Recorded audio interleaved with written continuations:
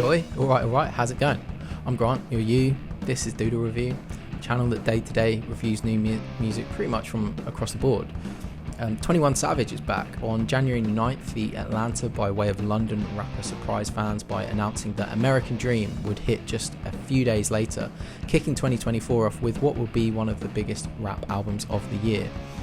It's still surprising to me that this is only 21's third proper solo album, because since first hearing about him, and I guess my first exposure was 2016's Savage Mode, it feels like the guy just never stops working, consistently delivering fan favourite features on the albums of his peers and taking on full collaborative projects like Savage Mode 1 and 2 with Metro Boomin, Without Warning with Offset, or even last year's blockbuster Her Loss with Drake. 21 is now a huge figure in trap and wider hip-hop. As if proving his cultural standing, this album was also announced alongside a feature-length biopic movie starring himself, Donald Glover, aka Childish Gambino, aka the genius behind Masterpiece TV show Atlanta, and Caleb McLaughlin, the breakout Stranger Things star. Documenting 21's pretty chaotic life to date, the film is set to give fans an account of the rapper's journey from childhood in London to the streets of Atlanta, surviving multiple shootings, the loss of close friends and family, until his breakout as a trap star. Both projects share the American Dream title, so are most definitely companion pieces, but as the film is yet to be released, it's so far kind of unclear how interlinked they are, as in, are the songs on this album actually maybe documenting some of the scenes or soundtracking some of the scenes we might see in the movie, or are they more of just a soundtrack that captures the overall vibe while lyrically and musically existing as its own thing?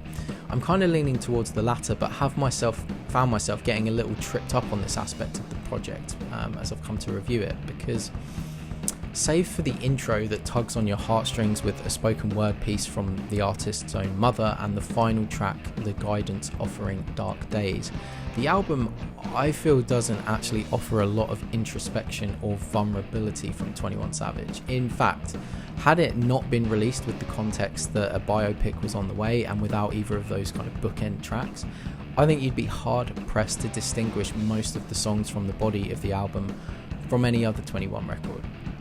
And that's not a bad thing. In and of itself, I've enjoyed a lot of 21's music to date without feeling like I'm missing some sort of deep emotional experience. I just feel the very idea of an artist releasing a biopic kind of immediately invites the audience to expect maybe a deeper exploration of that artist's persona, and while we do get let in on some of what feel like 21's true feelings on certain topics, those moments I think are few and far between. And I think it's a shame, because when those moments do appear, when 21 lets his guard down, it reveals a perspective that's pretty interesting. On Letter to My Brother, an ode to friend and collaborator Young Thug, who's currently incarcerated pending trial on a RICO case in which the artist's own lyrics are a core aspect of the case against him, on this track, 21 initially takes a pretty scathing jab at Gunna, another artist who stood trial alongside Young Thug but has since collaborated with the state in the trial. But more interestingly, after this, there are some bars where 21 highlights feeling that he's in a tough spot about how to best support his neighbourhood and where he came from, saying that if he takes care of his people, the prosecutors liken him to a mob boss, using head of the New York Gambino crime family John Gotti as a reference point here. But if he walks away, it's likely to be seen as a betrayal of his community. Prove It, the next, and I'd say really the only significant moment of lyrical vulnerability we get outside of the three other tracks mentioned, showcase some sensitivity from a romantic point of view. Now, the last thing I want to hear really is 21 Savage kind of like love songs or slow jams, but as I'm getting older, and I know like Babyface over here saying he's getting older, I'm older than I look, right? But I do find this sensitivity refreshing, because to be honest, the pretty consistent disrespectful and disposable way in which women are discussed on this album, and obviously a lot of others I kind of find harder and harder to enjoy. It's starting to take me out of the record. I can't claim to take any moral high ground here at all, because I still very much believe in music as escapism. I don't think it has to be morally correct or teach lessons or even be admirable, and neither do the artists within reason. But like movies, it's really up to the listener what you kind of take from a piece of art. If the beat's good, the flow's good, the bars are good, I'll be honest, I can give some pretty heinous lyrics a pass, but more and more as I get older, that quality bar needed to give it a pass and enjoy it is seeming to get higher. I definitely can't be doing with whole verses dealing with like or detailing getting head of and things like that, because it's just not that classy. And to be fair, on American Dream, the sexual exploits of 21 are generally just like peppered across lines rather than whole dedicated passages. And while all of these relationships of course sound reciprocal, it is that disposable, exploitative way women are described after the fact that's hard for me to swallow. And I just think there's also a bit of hypocrisy at play when you're so lovingly, and rightly so, centering your mother and the sacrifices she made at the heart of the album, yet rarely extend any sort of grace to other women. The hypocrisy is also kind of dialed up to the max on Just Like Me, in which 21 demonstrates huge double standards in how he believes he can behave, but the women or the woman who is lucky enough for him to choose as a long-term partner like absolutely can't. On the flip side of that argument though, Doja Cat features on NHIE, and I do appreciate how Doja lyrically gets to take the same kind of position as 21 Savage. The whole track is about them being serious people that you better not cross, and it's great to hear Doja get to take this aggressive stance rather than being kind of positioned as a romantic foil or just an object of desire, as is sometimes the case with the male-female feature dynamic on a rap track. This brings us nicely actually to the features on the record, because there are some genuinely great ones. Travis Scott shows up on Nina, notably with no vocal effects, just spitting verses, and to be honest, I think lyrically, energy wise and flow wise, he actually delivers a feature that's better than most if not all of his actual rapping on his own Utopia project. There's also a feature on Dangerous from Lil Durk that I think steals the song.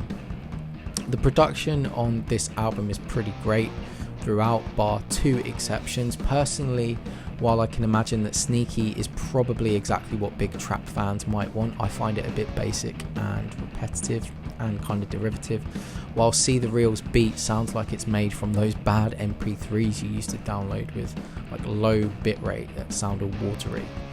Those tracks aside though, there are some straight banger beats on here, and I like that it covers a bit of a range, because on the second half of the album there are a few sort of early 2000s bling era R&B crossover sounds with Prove It and Should Have Worn a Bonnet, the latter featuring Brent Faiyaz dropping some almost like New Jack Swing 90s vocals.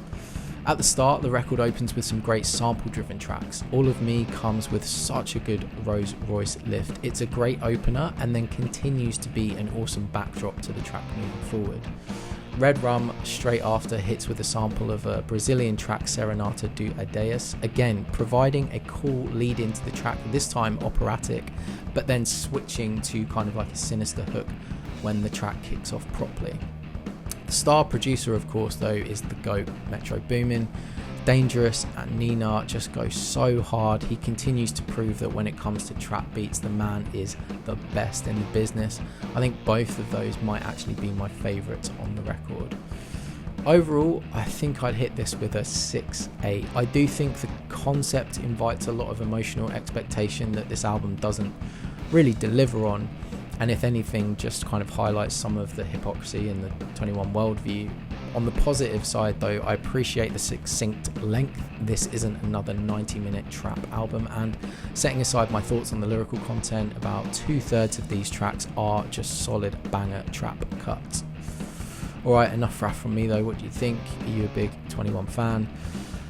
Is this your new favourite, or were you disappointed? Hit me in the comments, and if you made it this far, don't be cute, don't be coy, stop messing about and subscribe. We've got a ton more stuff coming your way that you're going to love, so yeah, don't forget to subscribe, share some thoughts, show some love, or just tell some abuse in the comments. Check out some other videos linked in the description that you might like, and I'll see you in the next video. Cheers mate, bye.